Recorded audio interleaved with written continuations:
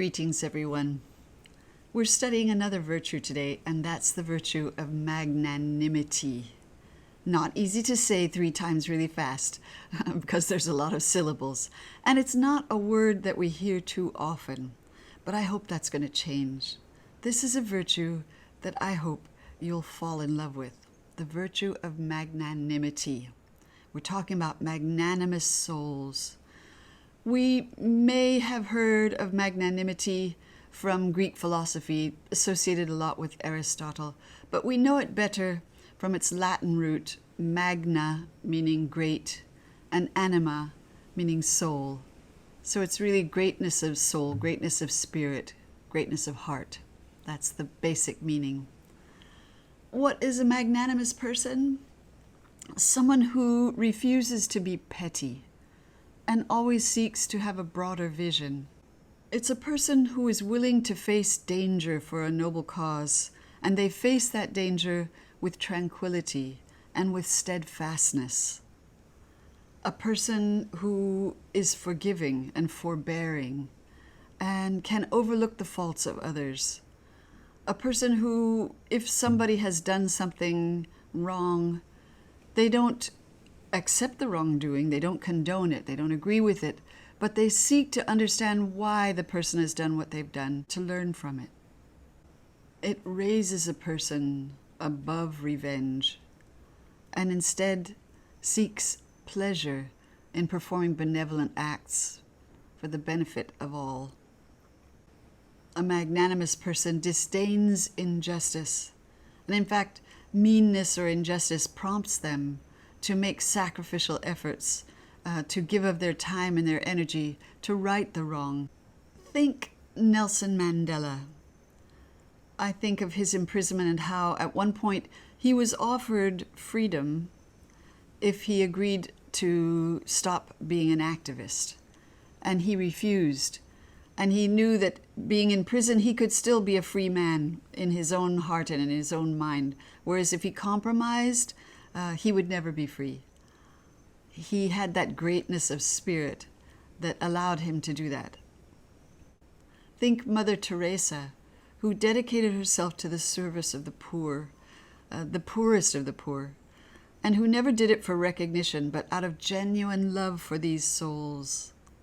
Think Abdu'l-Baha Abbas, who you may not have heard of before, but who during World War I in Palestine, he had had a premonition of the war and what was coming, and he had arranged the production of grain and the storage of grain from farms around the Galilee area, and during the siege of Haifa, he saved the entire city from starvation by sharing from his stores of grain.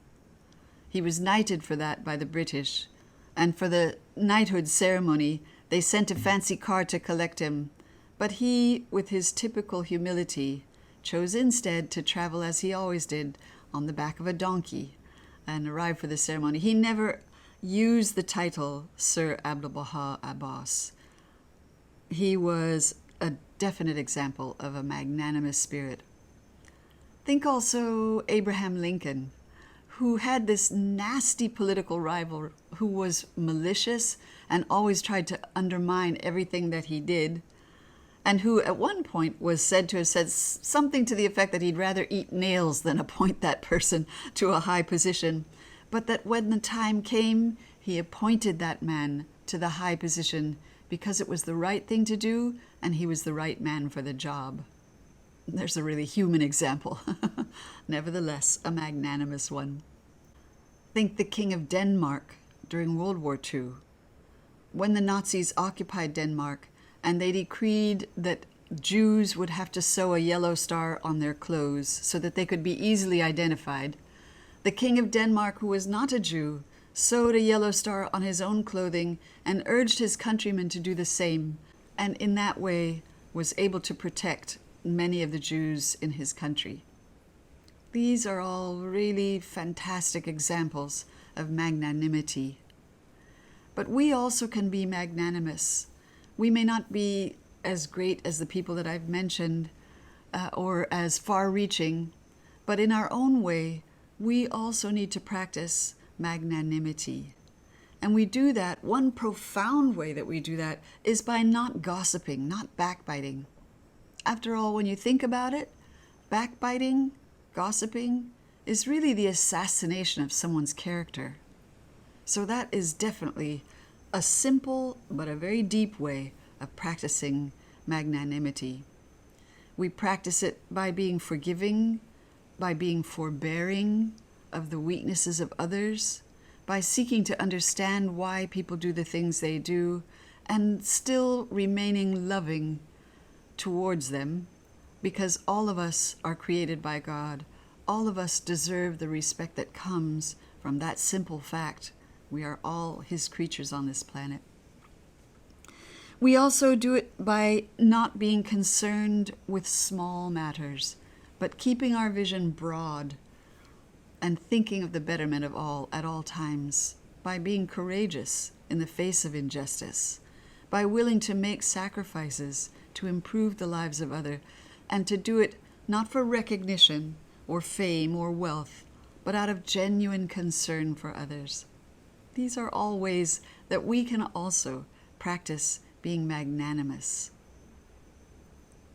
I'd like to close with a wonderful poem by Edward Markham. And it says, "He drew a circle that shut me out, rebel, heretic, a thing to flout. But love and I had the wit to win. We drew a circle that took him in." I love that. Thank you for joining me for a brief presentation on the virtue of magnanimity. You may have to practice saying that.